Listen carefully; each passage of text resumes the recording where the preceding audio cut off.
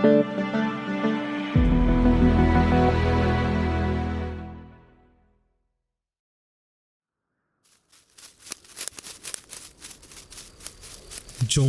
ঝোপঝাড় মারিয়ে ছুটতে ছুটতে একটি ধ্বংসপ্রায় জমিদার বাড়ির সিংহদ্বারের সামনে এসে থমকে দাঁড়ালো এক বলিষ্ঠ যুবক এবং এক সুন্দরী যুবতী। মেয়েটি হাঁপাতে হাঁপাতে ছেলেটিকে জিজ্ঞেস করল, আর আর কতক্ষণ ধরে এভাবে মনের মধ্যে দিয়ে দৌড়াতে হবে চরণ? সেই কোন ভোরে বাড়ি থেকে বেরিয়েছি, আর এখন সন্ধে হয়ে এলো। এবার আমরা কোন দিকে যাব বল? চরণ এতক্ষণ তাকিয়েছিল সামনের প্রাচীন বাড়িটির দিকে। মঙ্গলার কথা শুনে সে সচকিত হয়ে বলে উঠল, না, আজ আর অন্য কোথাও নয়। আজ রাতটা এই বাড়িটাতেই কাটাতে হবে আমাদের। তারপর সকাল হলে অন্য জায়গায় হদিশ লাগাবো। চলে আয় মঙ্গলা।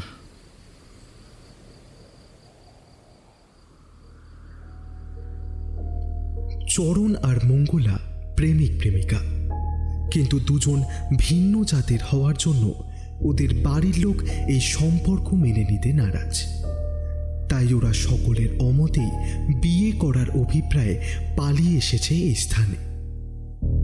বাড়িটার একতলার পূব কোণের একটি ঘর অল্প বিস্তর পরিষ্কার করে ওরা ঘরের মেঝেতে একে অপরের পাশে শুয়ে পড়ল। রাত আরো গভীর হতে লাগলো, আর তার সাথেই ক্রমশ বাড়তে লাগলো ওদের দুজনের শারীরিক চাহিদা। যে মঙ্গলা এতদিন ধরে চরণকে ভালোবাসলেও বিয়ের আগে তার সাথে সহবাস করতে বাধা দিয়ে এসেছে, সেও আজ নিজের মনের সুপ্ত বাসনাটিকে আর চেপে রাখতে পারল না। নিজেকে উজাড় করে দিল চরণের কামোত্তেজিত পুরুষত্বের কাছে। এতদিনের পরিত্যক্ত এই বাড়িটার বুকে যেন নতুন করে প্রাণ সঞ্চার হলো এই দুই অচেনা নারী পুরুষের সঙ্গম ক্রিয়ায়। কিন্তু শরীরী ক্রিয়ায় মত্ত এই নারী পুরুষের জুটি দেখতেও পেল না যে এই সময় সেই ঘরের ভাঙা দরজার সামনে উপস্থিত হয়েছে এক অশরীরী ছায়ামূর্তি। তারা শুনতেও পেল না ফিসফিসে কণ্ঠস্বরে কি দুর্বোধ্য মন্ত্রোচ্চারণ করে চলেছে এই প্রেতাত্মা। চরণের মনে হলো যে চরম সুখানুভবের কয়েক মুহূর্ত আগে হঠাৎ যেন কেমন ঠান্ডা আর শক্ত হয়ে উঠেছে তার শরীরের নিচে থাকা মঙ্গলার দেহ।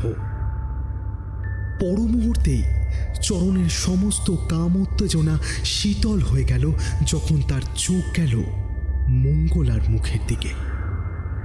কোথায় গেল সেই সুখপ্রাপ্তির ভঙ্গিমা?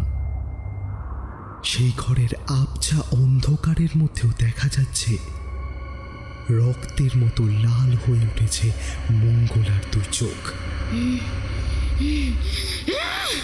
আচমকা একটা বিকট চিৎকার করে এক ধাক্কায় চরণকে অনতি দূরে ছুঁড়ে ফেলে দিল মঙ্গলা। তারপর সম্পূর্ণ নগ্ন শরীরে সে ছুটে গিয়ে নিজের বাঁ হাত দিয়ে চরণের গলা ধরে তাকে শূন্যে তুলে দিল। নিঃশ্বাস বন্ধ হয়ে আসায় ছটপট করতে লাগলো চরণের দেহ। আর একবার বিকট চিৎকার করে মঙ্গলা নিজের ডান হাতটি ঢুকিয়ে দিল সজোরে চরণের বুকের ভেতর। তারপর তীব্র বেগে ছিঁড়ে বের করে আনলো তার হৃৎপিণ্ডটিকে। সারা ঘরময় ছড়িয়ে পড়ল চরণের তাজা রক্তের ধারা। ওদিকে দরজার বাইরে থাকা সেই ছায়ামূর্তি যেন ফিসফিসিয়ে বলে উঠল,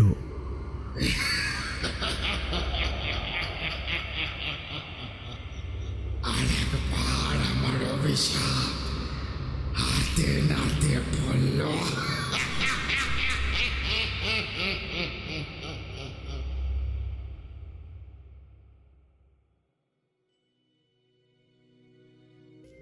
দ্য স্টোরি লাইন্সের সমস্ত শ্রোতাদের কথা মাথায় রেখে আমরা ভিন্ন স্বাদের গল্প পাঠ করে থাকি। গল্পের রোমাঞ্চকর আবহাওয়া বা প্লট তৈরির খাতিরেই লেখক বা লেখিকারা কল্পনাপ্রসূত ভাবধারার প্রতিফলন ঘটিয়ে থাকেন তাদের সাদা কাগজে, যার সাথে বাস্তবের কোনো মিল থাকলে তা সম্পূর্ণই অনিচ্ছাকৃত এবং কাকতালীয়। আমাদের আজকের গল্প শ্রী প্রলয় কুমার নাথের লেখা বজ্রযানের সাপ। লেখককে অসংখ্য ধন্যবাদ এই রকম একটি গল্প আমাদের উপহার দেওয়ার জন্য। এই প্রথমবার আমরা সম্পূর্ণ ভিন্ন ধর্মী একটি গল্প আপনাদের সামনে উপস্থাপনা করতে চলেছি। বলে রাখা প্রয়োজন, আমাদের আজকের গল্পটি কঠোরভাবে প্রাপ্তবয়স্কদের জন্য। আশা করি আমাদের শ্রোতা বন্ধুরা গল্প শোনার আনন্দেই গল্পের বিষয়বস্তুকে উপভোগ করবেন। গল্প পাঠে দীপম, অন্যান্য চরিত্রে চয়ন এবং প্রিয়া, শব্দগ্রহণ, আবহ এবং স্পেশাল এফেক্টসে চয়ন। শুরু হচ্ছে আজকের গল্প বজ্রযানের সাপ।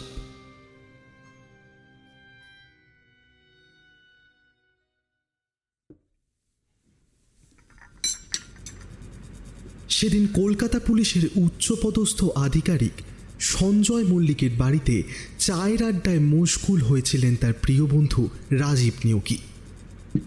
রাজীববাবু কলকাতার একটি নামী কলেজের ইতিহাসের অধ্যাপক। কথার মাঝে নিতান্ত অপ্রাসঙ্গিকভাবেই একবার টেবিলের ওপর রাখা খবরের কাগজটিকে উল্টে পাল্টে দেখতে লাগলেন রাজীববাবু। হঠাৎ মাঝের পাতায় একটা খবরে চোখ পড়তেই তার মুখটা কেমন যেন গম্ভীর হয়ে গেল। খবরটি হল, পুরুলিয়ার বেলডিহি গ্রামের পাশের জঙ্গলের একটি গুহার মধ্যে থেকে আবিষ্কৃত হয়েছে কয়েকশো বছর পুরনো বৌদ্ধ তন্ত্র সাধনার নিদর্শন। এই জঙ্গলের একধারে অবস্থিত একটি আদিবাসী পল্লী থেকে এক তরুণ তার হারিয়ে যাওয়া ভেড়াগুলিকে খুঁজতে খুঁজতে চলে যায় সেই গুহাটার কাছে। এমনিতেই সকলের ধারণা যে জঙ্গলের শেষে এই গুহাগুলিতে কোনো এক অপদেবতার বাস, তাই খুব একটা কেউ মারায় না এই পথের মাটি। তবুও সাহসে বুক বেঁধে এই তরুণ ঢুকে পড়ে সেই গুহার মধ্যে। সেখানে সে খুঁজে পায় শতাব্দী প্রাচীন কিছু বৌদ্ধ দেবদেবীর পাথরের মূর্তি। তার মধ্যে রয়েছে বুদ্ধদেবের এমন একটি মূর্তি যেখানে তার দিকে মুখ করে তার কোলে বসে আছেন অপর এক নারী দেহ। এছাড়াও পাওয়া গিয়েছে তিব্বতী ভাষায় লেখা বেশ কিছু প্রাচীন পুঁথির ধ্বংসাবশেষ। সঞ্জয়বাবু তার বন্ধুকে এই খবরটি পড়তে দেখে বললেন, আমিও পড়েছি খবরটা। খুব আশ্চর্য ঘটনা, বুঝলি? পুরুলিয়ার কোন একটা গ্রামে বৌদ্ধতন্ত্র সাধনা। তাছাড়া এই গ্রামেই কিছুদিন আগে ঘটে যাওয়ার একটা অদ্ভুত হত্যাকাণ্ড বড় ভাবাচ্ছে আমাদের পুলিশ ফোর্সকে। রাজীববাবু চিন্তিত মুখে বললেন, কোন ঘটনাটা? আসলে গত সপ্তাহে ওই জঙ্গলে অবস্থিত একটি ধ্বংসপ্রায় জমিদার বাড়ির ভেতর আশ্রয় নেয় বাড়ি থেকে পালিয়ে আসা এক প্রেমিক প্রেমিকার জুটি। কিন্তু সেই রাতেই মেয়েটি খুব নিষ্ঠুরভাবে খুন করে তার প্রেমিককে। তার বুক চিরে বের করে আনে তার হৃৎপিণ্ড। আপাতত মেয়েটিকে পুলিশের তরফ থেকে একটা মানসিক রোগের হাসপাতালে রাখা হয়েছে, কিন্তু সে স্বীকার করেছে যে সেই নিজে হাতে খুন করেছে ছেলেটিকে। কিন্তু কেন করেছে তা সে এখনো জানায়নি। ওই হাসপাতালের ডাক্তারের বক্তব্য যে মেয়েটি নাকি একটি মানসিক রোগে ভুগছে। তার নাম হলো এলিয়েন হ্যান্ড সিনড্রোম। এই রোগে নাকি নিজের হাতেই নিজের কন্ট্রোল থাকে না। কিন্তু মেয়েটির বক্তব্য তার এমন কোনো রোগ নেই। তার শরীরে নাকি কোনো অশরীরী ভর করে তাকে দিয়েই কাজ করিয়েছে। কিছুক্ষণ চুপ করে থেকে রাজীববাবু জিজ্ঞেস করলেন, আচ্ছা, তোর কি মনে হয় মেয়েটি কি সত্যি কথা বলছে? দেখ, একজন পুলিশ অফিসার হিসাবে আমি কখনোই বলতে পারি না যে আমি ভূত প্রেতে বিশ্বাস করি, কিন্তু কি? আসলে আমারই এক পুলিশ বন্ধু এই কেসটার তত্ত্বাবধানে আছে, বুঝলি? সে খোঁজ নিয়ে বেশ কিছু অস্বাভাবিক তথ্য জোগাড় করেছে।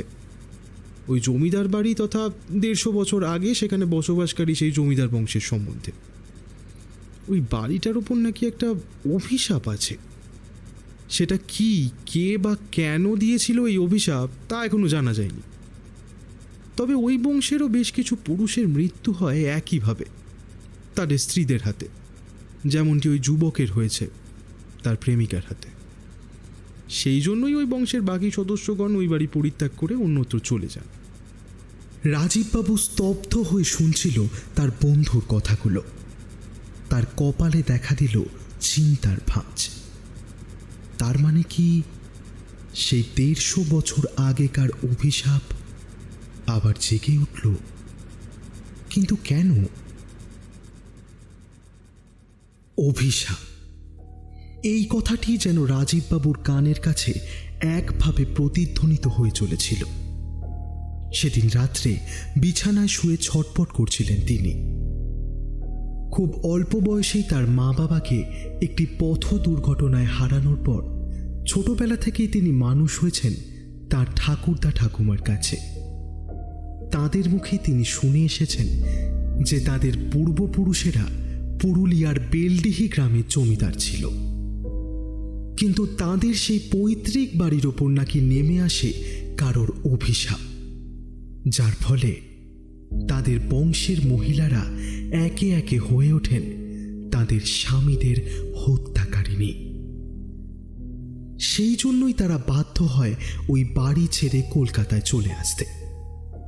কিন্তু অনেকবার জিজ্ঞাসা করা সত্ত্বেও এর থেকে বেশি কিছু জানতে পারেননি তিনি।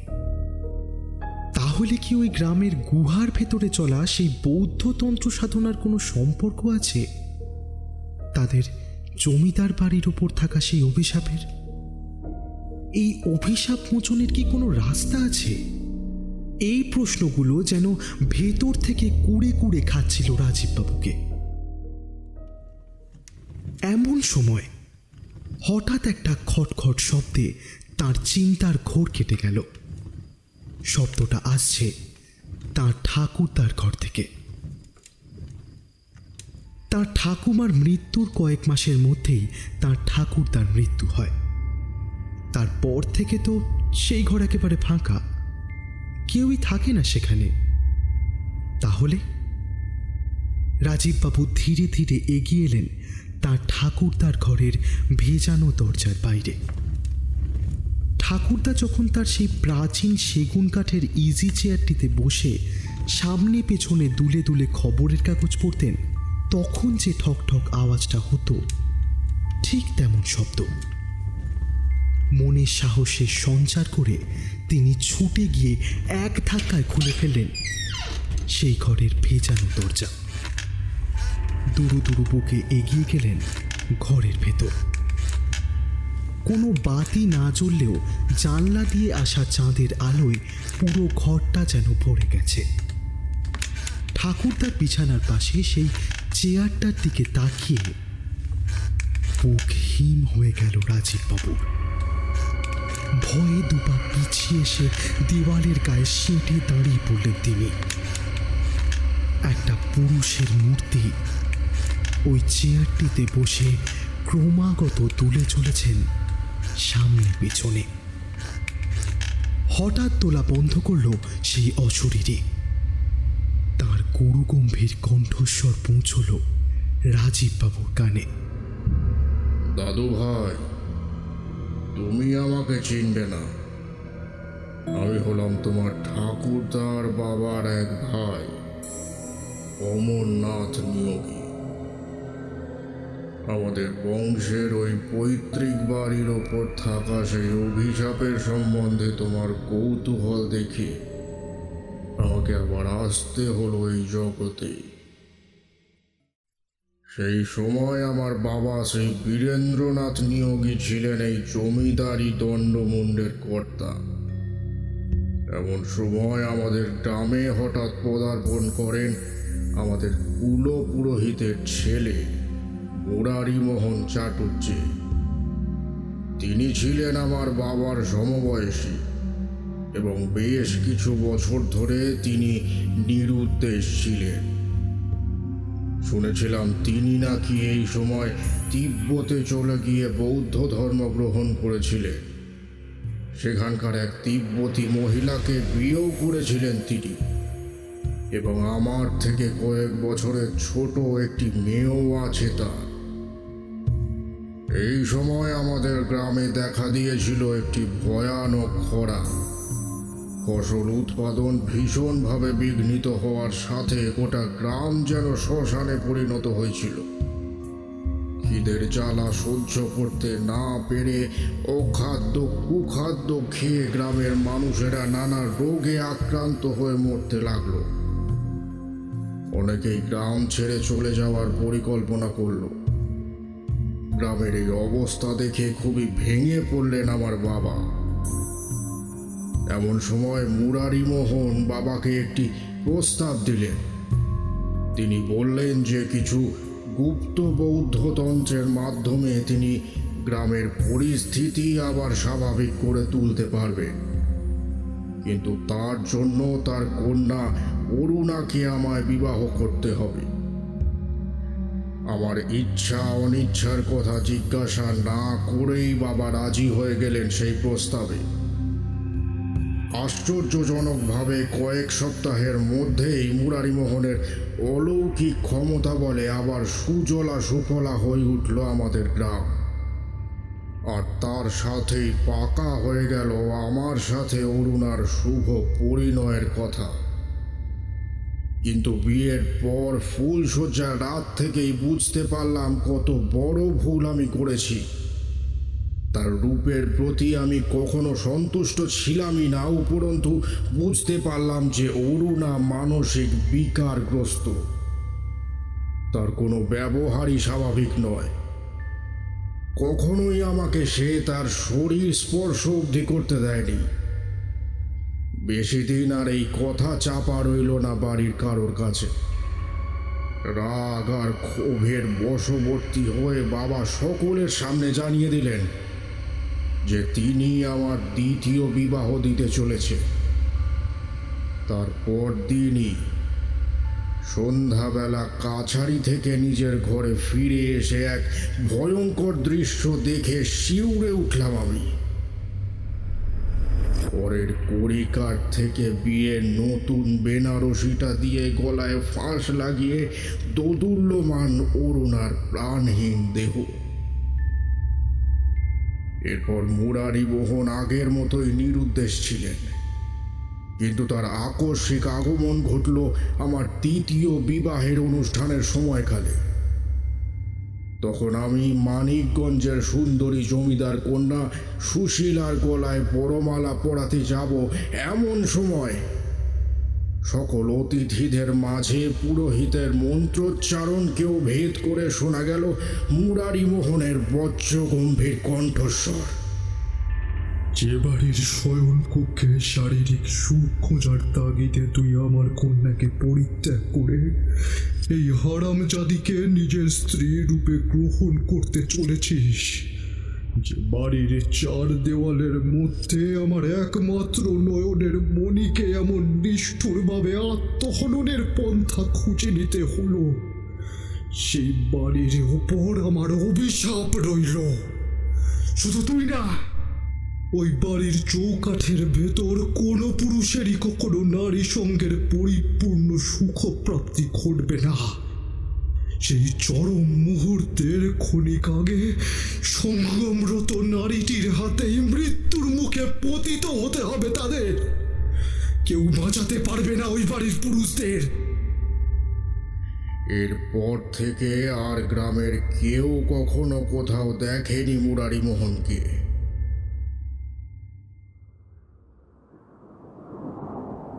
রাজীববাবু নিজের মনে ভাবতে লাগলেন, তাহলে তার প্রপিতামহের এই জ্ঞাতি ভাইকে নিয়েই সূচনা হয়েছিল এই অভিশাপের। ততদিনে নিশ্চয়ই জন্ম নিয়েছিলেন তার ঠাকুরদা, আর বিবাহের পরই তিনি ওই বাড়ি ছেড়ে কলকাতায় চলে আসেন। তাই তো আজ পৃথিবীর আলো দেখতে পারছেন রাজীববাবু। এইবার খুব উত্তেজিত হয়ে চিৎকার করে উঠলেন রাজীববাবু। আমি এই অভিশাপ থেকে মুক্ত করতে চাই বাড়িটাকে। আপনি দয়া করে বলুন কিভাবে খণ্ডন করব ওই অভিশাপকে। ম্লান হেসে উঠলেন অমরনাথের প্রেতাত্মা। তারপর তিনি বললেন, এই সাপের বীজ বপন করা আছে ওই গুহার সেই স্থানের মাটির নিচে, ঠিক যার পেছনে অবস্থিত বুদ্ধ মূর্তির বেদী। ঠিক এমন সময় পূব আকাশ থেকে প্রথম সূর্যকিরণ জানলা ভেদ করে সেই ঘরের ভেতর প্রবেশ করল। আর তখনই অদৃশ্য হয়ে গেলেন অমরনাথের প্রেতাত্মা।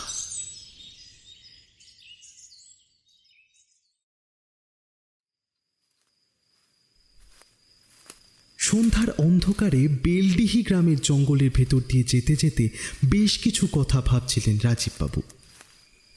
ইতিহাসের অধ্যাপক হওয়ার ফলে বৌদ্ধ ধর্ম নিয়ে যথেষ্ট জ্ঞান আছে তার।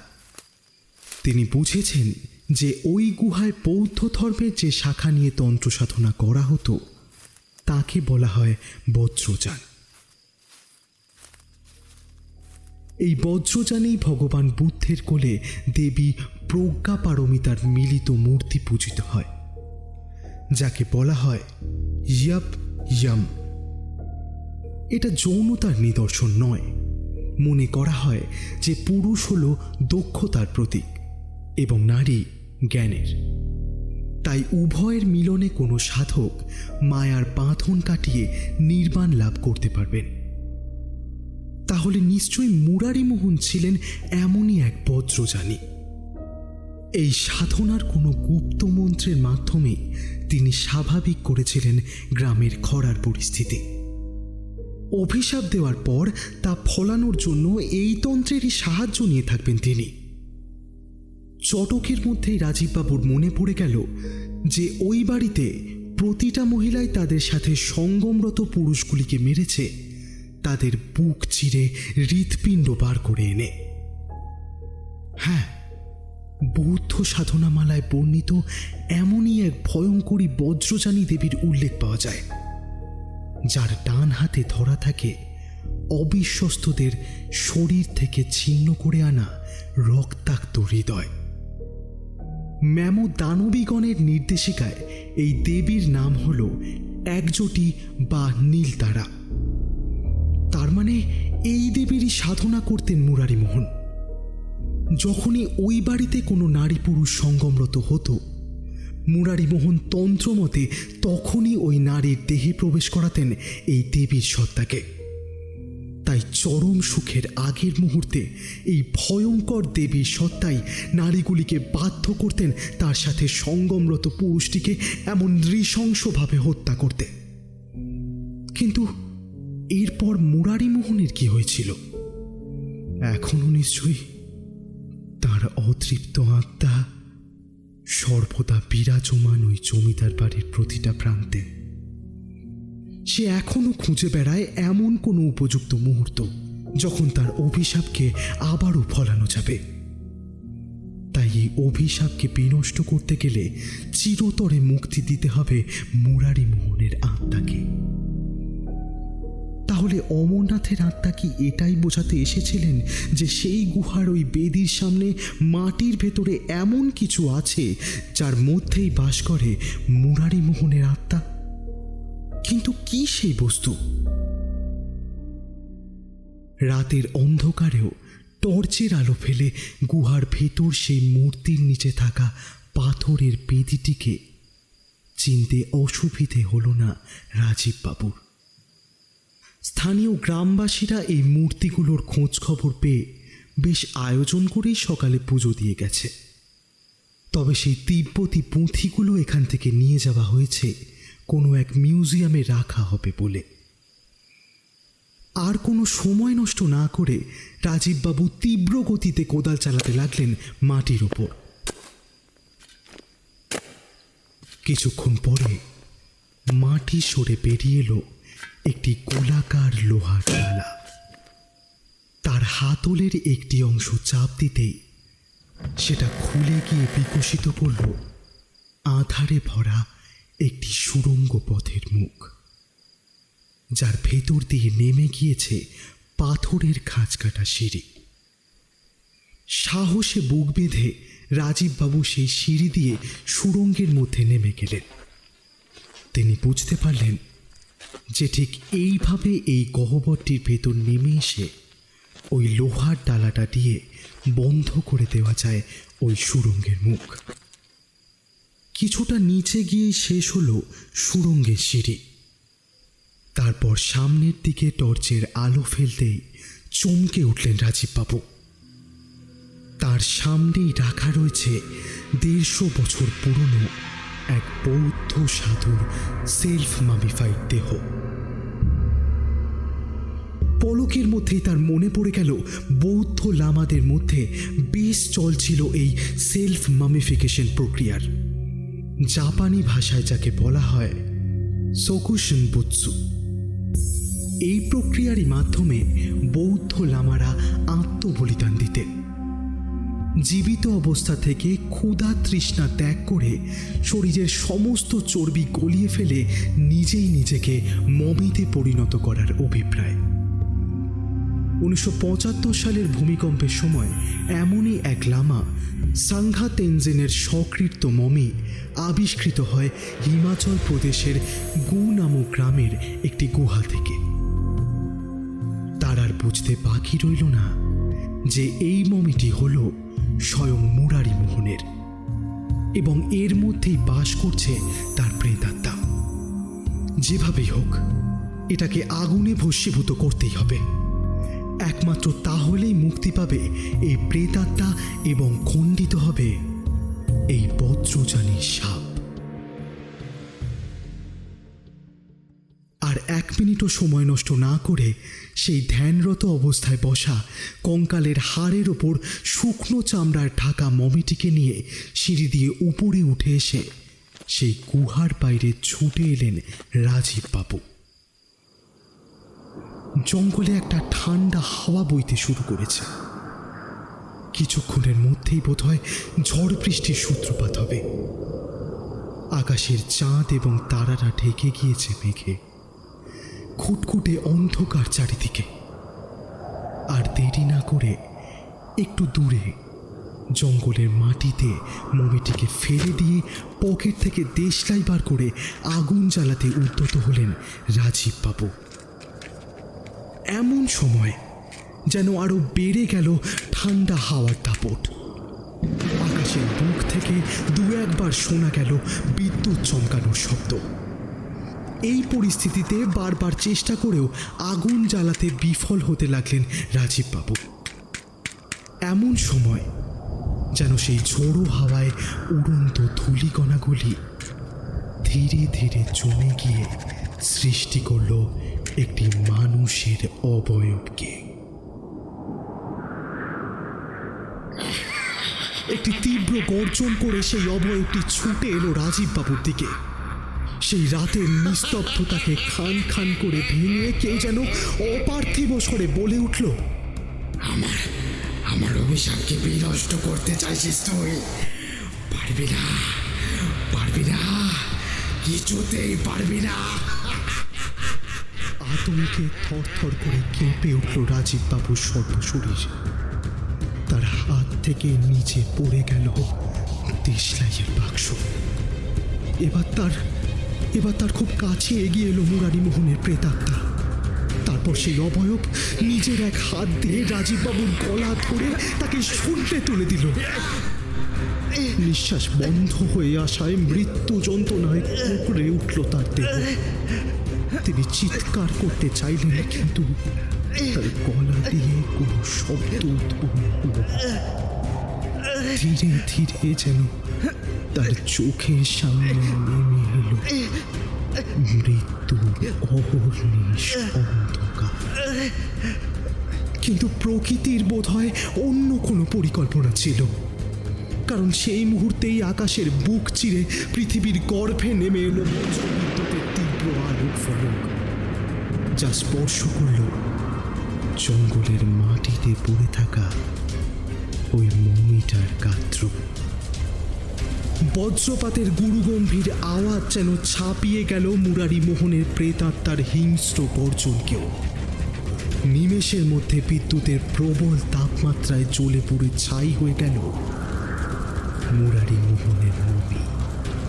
ঠিক সেই সময়ই আলগা হয়ে গেল সেই প্রেতাত্মার হাতের মুঠো। সাক্ষাৎ মৃত্যুর মুখ থেকে বেঁচে এসে মাটিতে নতজানু হয়ে বসে জোরে জোরে শ্বাস নিতে লাগলেন রাজীববাবু। তার ঠিক সামনে একটা বিকট চিৎকার করে উঠল মুরারি মোহনের প্রেতাত্মা। মুহূর্তের মধ্যেই যেন ছিন্ন ভিন্ন হয়ে গেল তার অপার্থিব অবয়ব। তার ভেতর থেকে বেরিয়ে এলো একটি জ্বলন্ত আলোর গোলক, এবং সেটি নিমেষের মধ্যে অদৃশ্য হয়ে গেল দূর আকাশের বুকে। ততক্ষণে বৃষ্টি শুরু হয়েছে। আকাশের দিকে তাকিয়ে নিশ্চিত হলেন রাজীববাবু, তার মানে পৃথিবী থেকে চিরতরে মুক্তি পেল মুরারি মোহনের আত্মা। আর এর সাথেই শেষ হয়ে গেল তার দেওয়া অভিশাপ, যা 150 বছর ধরে কালো ছায়া হয়েছিল রাজীববাবুর পৈতৃক বাড়িটার উপর। নিজের মনেই তিনি বলে উঠলেন, এই প্রকৃতি তার নিজের বজ্র দিয়েই খণ্ডন করলেন বজ্রযানের সাপ।